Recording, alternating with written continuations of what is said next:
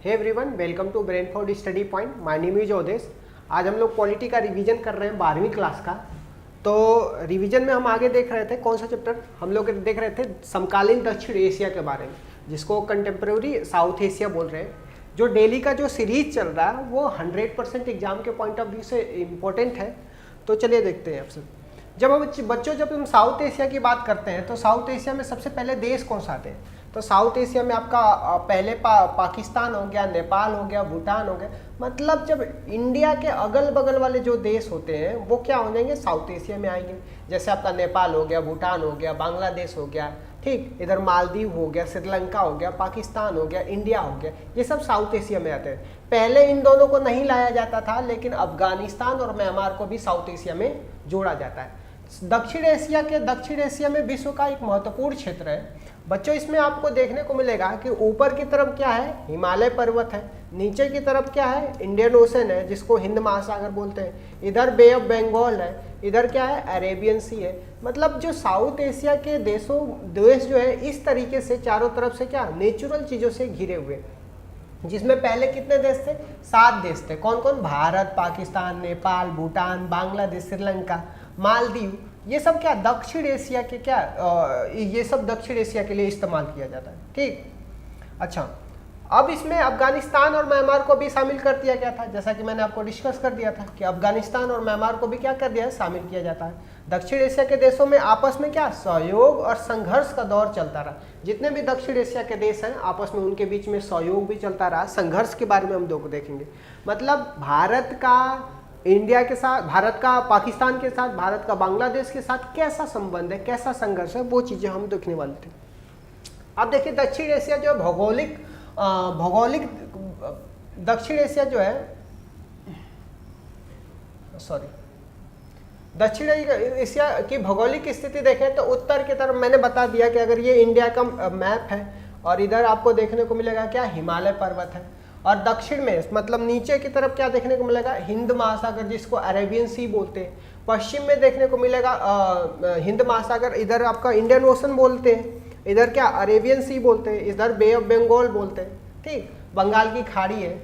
और यह इलाका क्या एक विशिष्ट प्राकृतिक क्षेत्र से क्या नजर आता है, ठीक।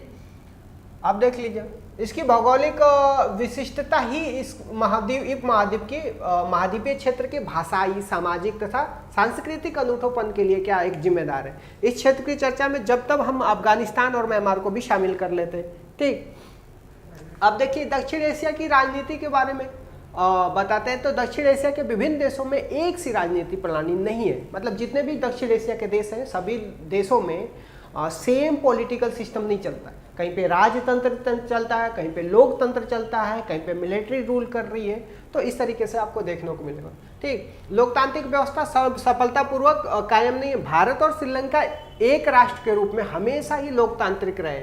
जब से भारत आज़ाद हुआ था, श्रीलंका आज़ाद हुआ था, वहाँ पे हमेशा और हमेशा ही लोकतंत्र स्थापित हुआ था, ठीक। और भूटान में क्या राजतंत्र, नेपाल में 2006 तक संवैधानिक राजतंत्र था और बाद में क्या हुआ, लोकतंत्र बहाली कर दी गई थी। मालदीव में 1961 में बच्चों, मालदीव में 1968 तक सल्तनत हुआ करता था और यहाँ के लोग यहाँ पे अब जाके क्या हुआ, लोकतंत्र हुआ था, ठीक। अब देखिए दक्षिण एशिया में लोकतंत्र का अनुभव देखिए तो दक्षिण एशिया में 5 देशों में लोकतंत्र व्यापक जन समर्थन हासिल है। कौन कौन 5 देश हैं? तो जब आप देखो इसमें इस हर वर्ग में क्या करता है, धर्म के आम नागरिक को लोकतंत्र का अच्छा मानते हैं और प्रतिनिधित्व मूलक लोकतंत्र संस्था का क्या समर्थन करते हैं। इन दोनों में मिथक को तोड़ दिया और लोकतंत्र के केवल धनी देशों में ही फल फूल सकता है। मतलब लोग क्या कहते हैं, जहाँ पे डेमोक्रेसी केवल डेवलप कंट्री में हो सकता है वैसा नहीं है। इन गरीब देशों में, जैसे जो डेवलपिंग कंट्री है, उन्होंने ये साबित कर दिया कि लोकतंत्र इन देशों में भी हो सकता है, जैसे दक्षिण एशिया के एग्जाम्पल पेश किया जा रहा है, ठीक। दक्षिण एशिया के लोकतंत्र का अनुभव लोकतंत्र से लोकतंत्र की वैश्विक कल्पना की दायरा भी बढ़ा हुआ है, ठीक। अब आगे बढ़ते हैं। अब यह दक्षिण एशिया में शामिल देशों की समस्याएं, तो दक्षिण एशिया में जितने भी देश शामिल है उनकी समस्याएं क्या है, उनकी समस्या ये है कि सबसे बड़ी बात तो संघर्ष वाला क्षेत्र होता है, सीमा विवाद होता है। दूसरा बात सीमा विवाद होता है। तीसरा बात क्या होता है, जल का विवाद होता है। चौथा बात क्या, विद्रोह संघर्ष होता है। और पांचवा बात क्या होता है, जातीय संघर्ष होते हैं, संवेदनशील। और छठवां बात, ये संवेदनशील इलाका है। ठीक, पाकिस्तान में देखिए, पाकिस्तान में कभी लोकतंत्र होता है, कभी सेना रूल करती है। ठीक, और पाकिस्तान की राजनीतिक व्यवस्था में सेना बहुत ज़्यादा प्रभावशाली है। यही कारण है कि बार बार कभी सैन्य सेना, कभी तो लोकतंत्र। सैन्य सेना क्या करती है, सैन्य शासन लोकतंत्र को कुचलती रहती है। ठीक, ऐसा ही बांग्लादेश में हुआ था। सर्वप्रथम देश की बागडोर जनरल आयूब खान ने ली थी, फिर जनरल याहिया खान, और तब उसके बाद जनरल जिया-उल-हक, और तब जाके 1990 में जनरल परवेज मुशर्रफ। बच्चों, जो पाकिस्तान में मिलिट्री रूल का बात करते हैं तो पहला मिलिट्री रूल कौन था, तो पहला मिलिट्री की जब हम बात करते हैं तो आयूब खान हो गया, फिर इसके बाद याहिया खान हो गया, इसके बाद जिया-उल-हक हो जाएंगे, इसके बाद जनरल परवेज मुशर्रफ हो जाएंगे। तो इस तरीके से पहले मिलिट्री रूल करती है, जिसमें आपको देखने को मिलेगा याहिया खान, आयूब खान, जनरल परवेज मुशर्रफ हो गया, जनरल आपका आयूब खान हो जाएगा। तो आयूब खान होगा, याहिया खान हो गया, और जिया-उल-हक हो जाएगा, परवेज मुशर्रफ हो गया। तो these are the 4 military rule over the Pakistan. यह स्थापना कुछ समय के लिए अवश्य जुल्फिकार अली भुट्टो। अब यहाँ ये तो लोग मिलिट्री लोग हो गए, मिलिट्री रूल करती है, मतलब ये जो मिलिट्री के जो जनरल्स हैं उन्होंने रूल किया है। अब जो है डेमोक्रेसी कहाँ पे आती है, तो ये आती है आपका कौन, सबसे पहले कौन आता है, जुल्फिकार अली भुट्टो है, फिर बेनजीर भुट्टो। जुल्फिकार अली भुट्टो हो गया, बेनजीर भुट्टो हो गया। ठीक, इसके बाद हो जाते हैं नवाज शरीफ हो जाते हैं, कौन, नवाज शरीफ हो जाते हैं। ठीक ठीक, इसके बाद पाकिस्तान में लोकतांत्रिक। तो आपको नवाज शरीफ के बाद ये देखने को मिला पाकिस्तान में लोकतंत्र क्या हो गया था, लोकतंत्र स्थापित। पहला जो पाकिस्तान में डेमोक्रेसी जब आई थी तो कौन आता है, जुल्फिकार अली भुट्टो, फिर इसके बाद बेनजीर भुट्टो, फिर इसके बाद क्या होता है, नवाज शरीफ होता है, फिर इसके बाद क्या होता है, इमरान खान होता है। अभी जो है शहबाज शरीफ हो जाएंगे। शहबाज शरीफ जो है अभी पाकिस्तान के प्राइम मिनिस्टर है। ठीक, अब देखिए जून 2013 में नवाज शरीफ के नेतृत्व में पाकिस्तान में क्या हुआ था, लोकतंत्र आया था। फिर उन्हें 2017 में वित्तीय भ्रष्टाचार के मामले में क्या हुआ, पाकिस्तान के सर्वोच्च न्यायालय ने उनको दोषी ठहरा दिया और वहां से पद से हटा करके 10 साल की सजा सुना दिया। जुलाई 2018 में क्या हुआ था, पाकिस्तान में हुए आम चुनाव में इमरान खान के नेतृत्व में लोकतंत्र सरकार का गठन हुआ था। ठीक, जिसको हमने आपको बता दिया। पाकिस्तान में लोकतंत्रीकरण अस्थायी रूप से न रह पाने का बहुत सारे कारण हैं, जिसमें पाकिस्तान में बार बार सैनिक सत्ता तख्ता पलट कर देती है, जिसके कारण क्या पाकिस्तान में कभी भी लोकतंत्र अस्थायी रूप से नहीं रह पाया। पाकिस्तान में लोकतंत्र अस्थायी न रह पाने के बहुत सारे कारण हैं, जिसमें से बताया जाता है कि जो वहाँ के जो लीडर्स हैं, वहाँ के जो धर्मगुरु है, सेना है, भूस्वामी है, अभिजन लोग हैं, सामाजिक, इन लोगों का दबदबा है। इसी कारण से क्या होता है कि कई बार जो निर्वाचित सरकार होती है उनको गिरा देती है और सैनिक शासन कायम कर लेती है। पाकिस्तान भारत का हमेशा भारत और पाकिस्तान के बीच में हमेशा तानातानी रहता है।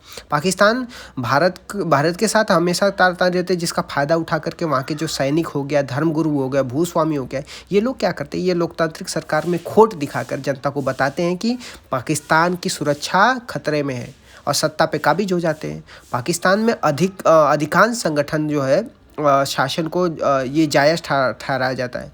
पाकिस्तान लोकतांत्रिक शासन चले, इसके लिए कोई खास अंतर्राष्ट्रीय स्तर पे भी समर्थन नहीं मिला है। इस वजह से सेना अपना प्रभुत्व कायम रखने में, सेना को प्रभुत्व कायम रखने में बढ़ावा मिलता है। तो मिलिट्री क्या करती है, ये रूल करती है। जो इंडिया और पाकिस्तान के बीच में बहुत ज़्यादा रिलेशन सही नहीं रहता है, इस वजह से जो वहाँ की मिलिट्री और धर्मगुरु हैं वो लोग क्या कहते हैं, वो लोग ये कहते हैं कि देश की सिक्योरिटी का इशू है और जो अभी प्रधानमंत्री है वो सही से काम नहीं कर पा रहे, इस वजह से हमें इनको हटा करके अपने रूल करना पड़ेगा। ठीक, इस तरीके से वो सत्ता में आते हैं। अब देखिए अमेरिका तथा अन्य पश्चिमी देशों ने भी अपने अपने स्वार्थ से गुजरे वक्तों में पाकिस्तान में सैनिक शासन को बढ़ावा दिया है। मतलब जो अमेरिका और वेस्टर्न देश जितने भी है, अपने स्वार्थ से रिलेटेड इशू को बढ़ावा देने के लिए पाकिस्तान में क्या करते रहते हैं, मिलिट्री को बढ़ावा देते हैं। ठीक, बांग्लादेश संकट में देखते हैं, भारत और पाकिस्तान का जो युद्ध हुआ था, बांग्लादेश पाकिस्तान का अंग था। 1948 में जब भारत आज़ाद हुआ तो उसी समय पाकिस्तान को दो भागों में डिवाइड किया गया। एक ईस्टर्न पाकिस्तान हो गया, एक वेस्टर्न पाकिस्तान हो गया। तो वेस्टर्न पाकिस्तान वाले क्या करते थे, ईस्टर्न पाकिस्तान में ज़बरदस्ती उर्दू भाषा, क्योंकि जो उर्दू भाषा को ज़बरदस्ती थोपने के चक्कर में उन पे रूल करना स्टार्ट करते थे। तो इस वजह से वहाँ पे क्या हो जाता, 1948 में जब हमारा देश आज़ाद हुआ था उसके बाद दो पाकिस्तान बोले थे, एक ईस्टर्न पाकिस्तान बना था, एक वेस्टर्न पाकिस्तान बना था। जो ईस्टर्न पाकिस्तान था वो बांग्लादेश बाद में बन गया 1971 की लड़ाई के बाद, और इसके बाद जो वेस्टर्न पाकिस्तान वो पाकिस्तान रह गया। तो पाकिस्तान क्या करता था, ज़बरदस्ती जो ईस्टर्न पाकिस्तान पे अपनी उर्दू भाषा थोपना स्टार्ट कर दिया। वहाँ पे ज़बरदस्ती उनकी बंगाली भाषा को दबाना स्टार्ट किया, उनके कल्चर को दबाना स्टार्ट किया। इस वजह वहाँ के जो लीडर थे उनका नाम शेख मुजीबुर रहमान है, उनके नेतृत्व में एक जनसंघर्ष पार्टी छिड़ जाती है जो बहुत ज़्यादा मेजोरिटी में वोट हासिल करती है और वेस्टर्न पाकिस्तान को के खिलाफ हो जाती है। और वहाँ के जो मिलिट्री थे, वेस्टर्न पाकिस्तान के जो मिलिट्री थे, जनरल याहिया खान थे, उन्होंने उनको दबाने और कुचलने का काम किया था। इस वजह से हज़ारों के लोग मारे जाते हैं और लाखों लोग शरणार्थी आ जाते हैं। भारत में समस्या शरणार्थी की आ जाती है। इसको देख करके भारत ने पूर्वी पाकिस्तान का समर्थन किया और 1971 का जो युद्ध हुआ था उसमें बांग्लादेश को मदद किया और अलग से बांग्लादेश घोषित कर देते। तो इस तरीके से आपको बांग्लादेश एक नया क्या देश निकल के आ जाता है, नया देश बन के आता है।